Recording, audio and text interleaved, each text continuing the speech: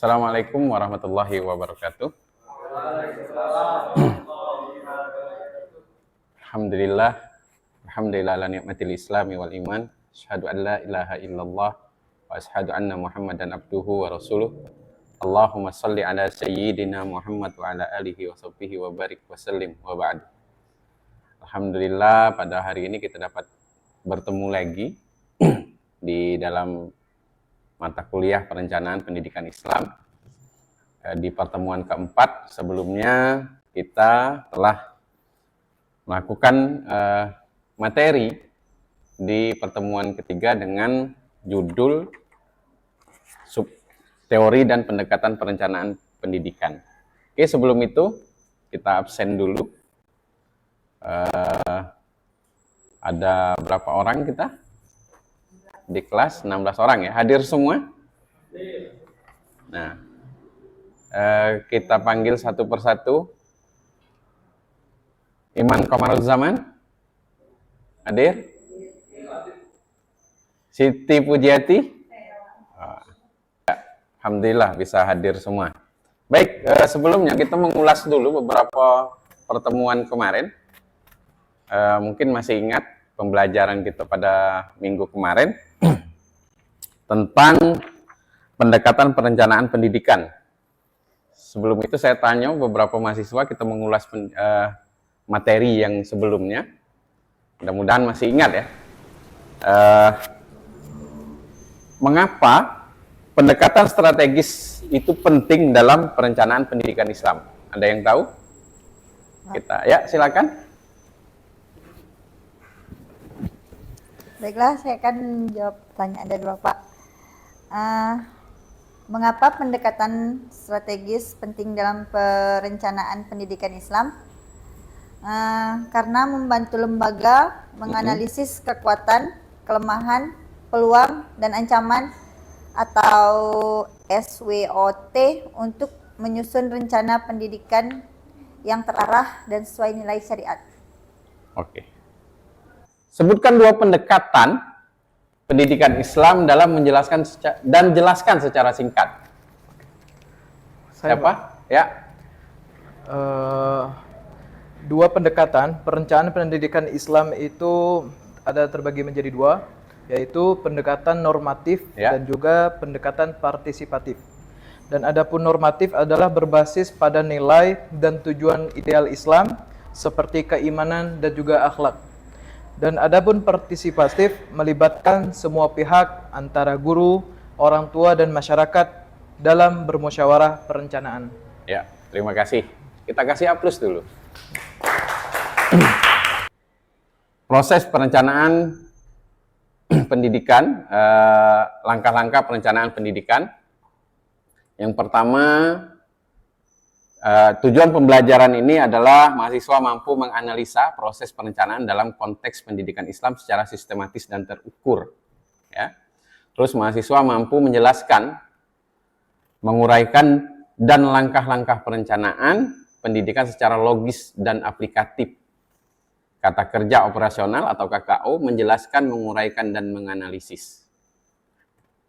Baik, kita lanjut ke definisi perencanaan. Perencanaan adalah suatu proses sistematis yang digunakan untuk merancang masa depan pendidikan yang diinginkan, mencakup tujuan, strategi, alokasi, dan sumber daya. Nah, perencanaan adalah pemilihan yang menghubungkan fakta dan pembuatan serta penggunaan asumsi-asumsi mengenai masa yang akan datang, ya, memvisualisasikan dan merumuskan kegiatan-kegiatan yang diusulkan, yakni yang diyakini perlu untuk mencapai hasil yang diinginkan. Begini menurut George L. Terry. Ya. Nah, proses perencanaan pendidikan, yang pertama kita identifikasi kebutuhan melalui kajian kondisi aktual lembaga pendidikan, formulasi tujuan jangka pendek, menengah, dan panjang. Ya. Nah, ini beberapa langkah-langkah perencanaan pendidikan. Yang pertama itu perumusan masalah pendidikan, ya. Nanti apa sih masalah dalam lembaga pendidikan kita? Ini perlu dirumuskan. Selanjutnya penetapan tujuan dan sasaran, tujuan lembaga pendidikan, sasarannya apa. Selanjutnya pengumpulan dan analisis data, baik data pendidik, siswa, tenaga kependidikan, terus perumusan kebijakan strategis yang nanti insya Allah perumusan ini dalam kebijakan ini nanti bisa menyentuh akar permasalahan yang ada di lembaga pendidikan tersebut. Nah, ini kan mendapatkan umpan balik nanti dengan pelayanan-pelayanan pendidikan yang telah dilakukan. Ya. Selanjutnya, nah, karakteristik perencanaan efektif. Prinsip-prinsip yang ada, Anda sebutkan elemen penting dalam perencanaan strategi yang efektif. Pertama, memiliki pendekatan yang memastikan tujuan yang dilakukan dapat dicapai dan kemajuan dapat dievaluasi dengan jelas, ya. Terus berorientasi pada masa depan, memungkinkan organisasi untuk mempersiapkan diri menghadapi tantangan dan peluang di masa depan, ya. Terus fleksibilitas terhadap perubahan, menandakan adaptabilitas dalam menghadapi dinamika lingkungan yang cepat berubah. Ini yang seperti kita sebutkan tadi, bahwa perubahan teknologi sangat luar biasa sekarang. Ya. Kalau kita tidak mengikuti itu, maka mungkin kita akan tertinggal. Pengambilan keputusan yang didasari pada data dan analisis meningkatkan akurasi dan keefektifan strategi yang diimplementasikan. Terakhir, dilengkapi dengan indikator keberhasilan, maka hasil dari indikator ini tadi kita ambil dari evaluasi, bisa menjadikan indikator. Evaluasi itu ini indikatornya bahwa apa yang telah kita laksanakan, perencanaan yang telah kita buat terlaksana dengan baik. Nah, dengan menggabungkan elemen-elemen organisasi dapat menciptakan strategi yang kohesif dan responsif terhadap kebutuhan masa kini dan masa depan. Untuk masa depan, meningkatkan umat Islam untuk selalu mempertimbangkan akibat dari tindakan mereka. Jadi, apapun yang kita lakukan hari ini tentunya berimbas kepada kitanya, ya. Nah, perencanaan yang baik dalam Islam juga memerlukan pertimbangan terhadap keseimbangan antara kebutuhan duniawi dan persiapan untuk kehidupan akhirat. Karena kita hidup bukan untuk hari ini. Kita hidup untuk masa depan dan untuk akhirat, ya. Jadi ada kehidupan setelah kehidupan di dunia. Jadi kebutuhan itu bukan cuma sekedar kebutuhan di dunia, maupun maka dipertimbangkan juga untuk kehidupan di akhirat. Menjadikan setiap kebutuhan sebagai refleksi dan tanggung jawab spiritual dan sosial di tengah lembaga pendidikan. Oke, nah ini contoh kasus perencanaan kurikulum madrasah aliyah swasta. Ini nanti identifikasi kebutuhan, misalnya integrasi mata pelajaran, kewirausahaan, terus formulasi tujuannya apa, penyusunan strategi pembelajaran, penganggaran, evaluasi hasil setelah 1 semester. Biasanya tetap evaluasi itu dilakukan per 1 semester. Kalau di sekolah itu nanti ada namanya PROMES, program 1 semester, atau PROTA, program 1 tahun. Nah, maka itu akan ada rapat-rapat tentang perencanaan PROMES dan PROTA. Berdasarkan dari apa yang telah direncanakan dan apa indikator keberhasilan, ya. Saya rasa itu untuk materi kita. Kira-kira ada yang mau ditanyakan, dipersilahkan. Ya. Siapa? Baiklah, Assalamualaikum warahmatullahi wabarakatuh. Waalaikumsalam warahmatullahi wabarakatuh. Jadi sebelumnya perkenalkan, nama saya Yoga Dwarani.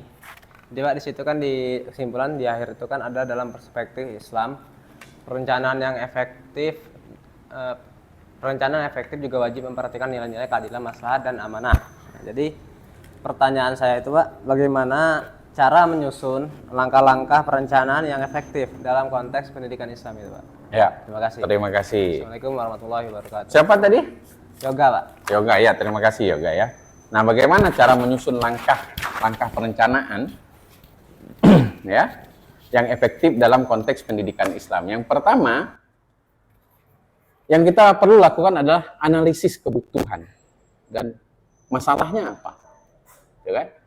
Nah, contoh, identifikasi kondisi aktual lembaga pendidikan melalui observasi, ya, wawancara, terus berdasarkan data kuantitatif, misalnya di dalam sebuah sekolah rendahnya literasi atau siswanya masih buta baca Al-Quran.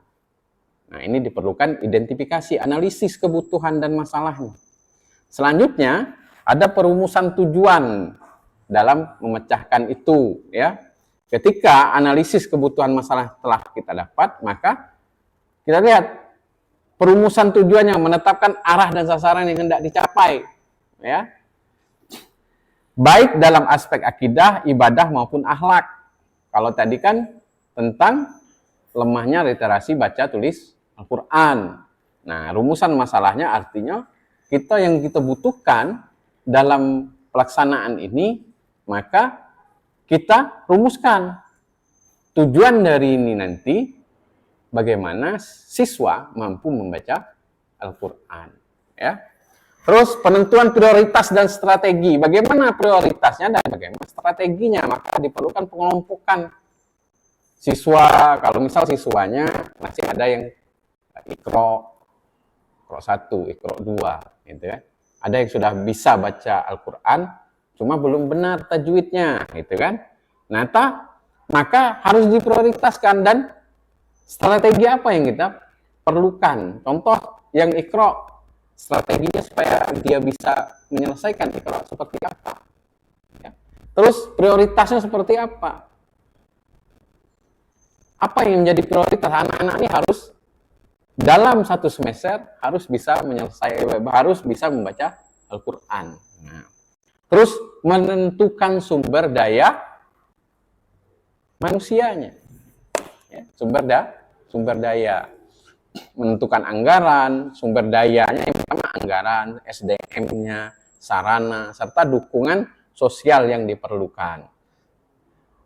Seperti SDM, maka kita memerlukan guru-guru yang memang fasih dalam membaca Al-Quran, gitu kan? Terus pendanaan, anggaran penting, tidak mungkin karena ini mungkin di luar dari perencanaan pendidikan tadi, maka perlu strategi untuk menentukan anggaran ini. Kita rencanakan bagaimana nanti kita punya guru, otomatis ini kan di luar jam ajar, gitu kan? Nah, terus menyusun program dan jadwal kegiatan, programnya dan jadwal kegiatan. Biasanya di dalam sekolah itu nanti ada di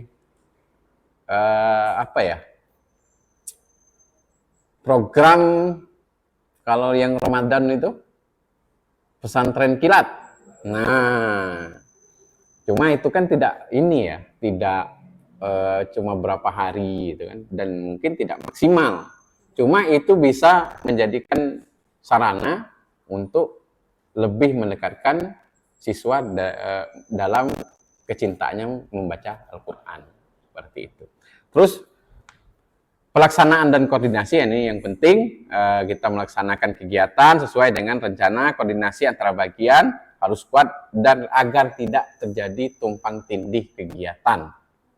Ya. Jangan sampai terjadi, karena ini menjadi kisruh kalau seandainya tumpang tindih kegiatan itu, maka koordinasi penting. Ya.